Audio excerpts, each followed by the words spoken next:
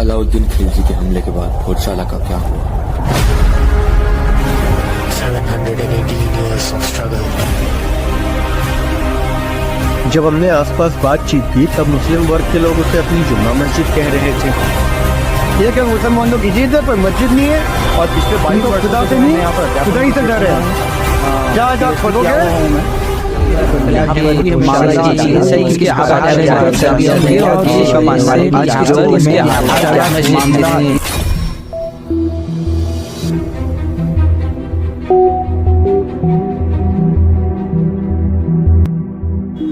कभी भारतीय ज्ञान परंपरा का सक्रिय केंद्र रही धार की भोजशाला बाद की सदियों में भारत भर की राख और धुएं की कहानी का सुलगता हुआ हिस्सा बनकर हमारे सामने।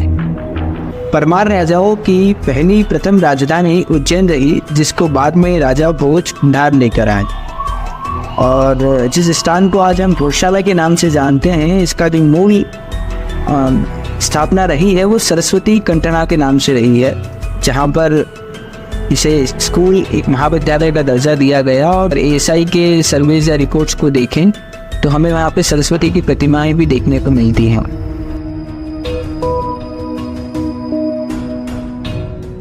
तेरह सौ 5 में अलाउद्दीन खिलजी ने यहाँ पर आक्रमण किया। जो दारा नगरी राजा भोज ने बसी थी वो 84 चौराहों की थी, 24 बाजार थे, वो 12.5 तालाब। उस समय यहाँ की पॉपुलेशन 9 लाख थी। तो अलाउद्दीन खिलजी ने आक्रमण किया, पूरे शहर को जला के नष्ट कर दिया, भोजशाला को नष्ट किया, माँ वाग्देवी को अपमानित करके खंडित करके बाहर की ओर फेंक दिया। उन्हें पता लगा कि मानव में कोई राजा भोज हुए जिन्होंने ऐसा गुरुकुल चला रखा जहाँ से एक आचार्य तैयार होते हैं जो पूरे देश में घूम घूम कर हिंदू धर्म का प्रचार करते हैं। उनने इस उद्देश्य को लेकर यहाँ आक्रमण किया था। बहुत सारे आचार्यों को खड़ा कर लिया कि ये आचार्य इस्लाम में आ जाते हैं तो ये इस्लाम का प्रचार केंद्र बन जाएगा। उन्हें सारे आचार्य खड़ा कर लिया कि पुराना तलवार कि आप इस्लाम स्वीकार कर लीजिए। उन आचार्यों ने संगत किया, सबके सारे कलम करके आप बीच में जाएंगे, हवन कुंड बना हुआ बीच में, उस हवन कुंड को आहूत कर दिया था। मैंने विजिट भी किया है भोजशाला में, मैं गया भी हूँ 2-3 बार। और जो है वहाँ पर ऐसा मुझे कोई ऐसा विवाद का विषय तो वो लगता नहीं है, क्योंकि एक्चुअली क्या है कि वहाँ पर हमारे प्रशासन ने प्रत्येक मंगलवार को हमारे हिंदू धर्मावलंबियों को, हमारे हिंदू भाइयों को वहाँ पर पूजा अर्चना की अनुमति दी है। और प्रति शुक्रवार को मुस्लिम भाइयों को वहाँ पर शुक्रवार की जो विशेष नमाज जो होती है वो अदा करने की जो अनुमति दी है। तो ऐसी कोई उसमें विवाद वाली बात मुझे नहीं लगी। वहाँ पर मैंने भी 2-3 बार नमाज अदा की है। सतत संघर्ष हुआ। इंटरनों तक औरतें करने का विरोध करते थे, अंदर नमाज का विरोध करते थे, कब्रिस्तान का विरोध करते थे, मटन मार का विरोध करते थे। सतत संघर्ष हुआ, जिसमें पुलिस गोली में हमारे 3 कार्यकर्ता शहीद हुए।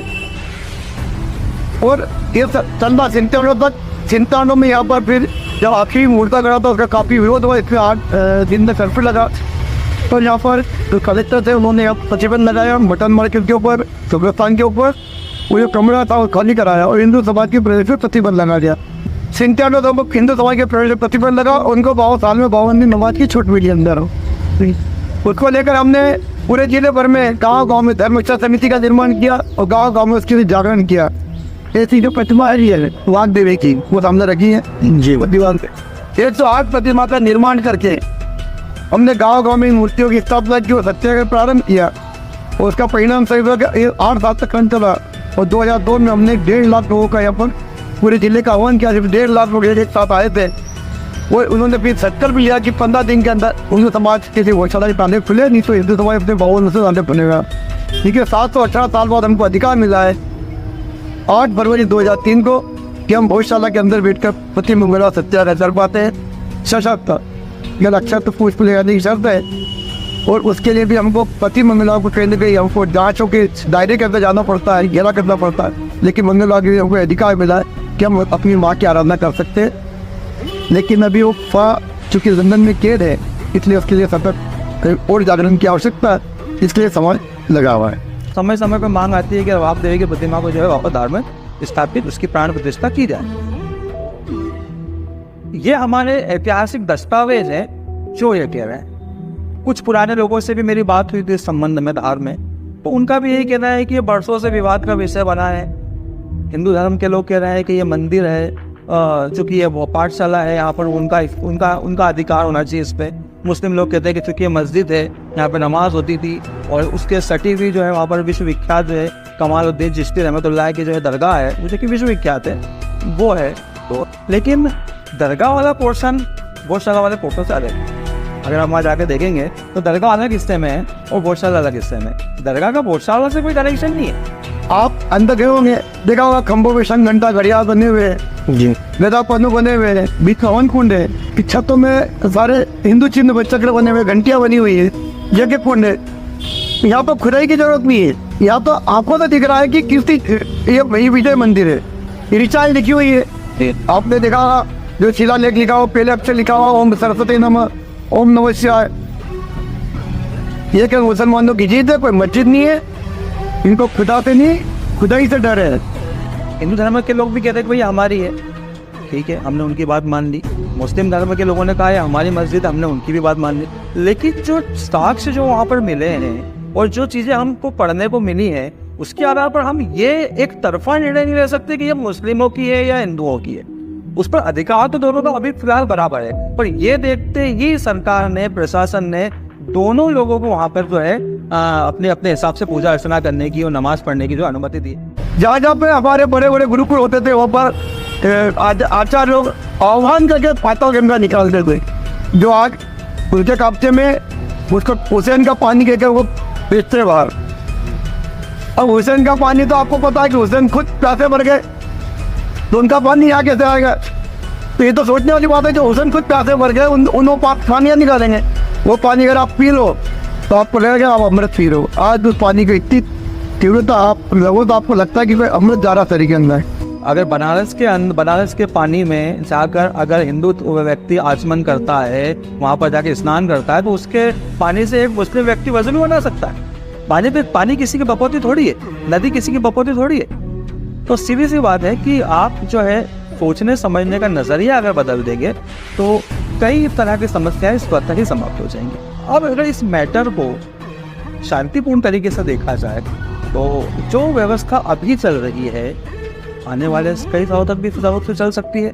विवाद तब बनता है जब बसंत पंचमी शुक्रवार को आए, कि भाई शुक्रवार को फिर ये रहता है कि हिंदू धर्म के लोगों द्वारा रहता है कि भाई पूरा दिन हमें दिया जाए, साल में एक बार हमें दिया जाए। नमाज तो ये हर सप्ताह पढ़ते हैं, लेकिन अगर उसमें भी दोनों पक्षों के प्रबुद्ध वर्ग आपस में बैठकर शांतिपूर्ण तरीके से बातचीत करें तो इस मसले का, इस विषय का भी एक बहुत ही उचित हल निकाला जा सकता है। मध्य प्रदेश के धार में गौशाला की कहानी इतिहास में बिखरी राख और धूल की कहानी की तरह है। यहाँ पर हम देखें तो खिलजी के आक्रमण के बाद में हमें जहांगीर, अकबर, मलिक काफूर जैसे नाम मिलते हैं, जिन्होंने यहाँ पर मुस्लिम आक्रांताओं ने आक्रमण किया, समय दर समय यहाँ पर मस्जिद का निर्माण किया। जिक्र मिलता है कि एक हिस्से में पहले मस्जिद बनाई गई, उसके बाद दूसरे हिस्से में मस्जिद का निर्माण किया गया।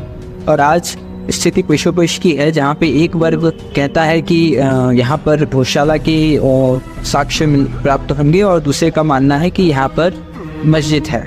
अब ऐसे में हमें इतिहास के पन्नों में छापना होगा और सन 1957 के जो प्रकरण हैं वो भी हमें गौर से देखने होंगे कि किस प्रकार प्रशासन ने जो मामला ASI archaeological survey of India के पाले में डाला, तो उसके आधार क्या हैं।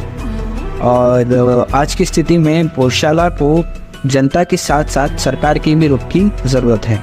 हाल फिलहाल में चल रहे विवादों में यहाँ हमें ज़रूरत है कि इन गहराइयों में जो छिपा, जो गौशाला की जो श्रेष्ठता है, जो इतिहास रहा है गौशाला का, उन्हें दोबारा सहेजने की ज़रूरत है। और ज़रूरत है किसी मुहिम की कि जिसमें हम हमारे साहित्य को, हमारे संस्कारों की नींव को और मजबूत कर सकें।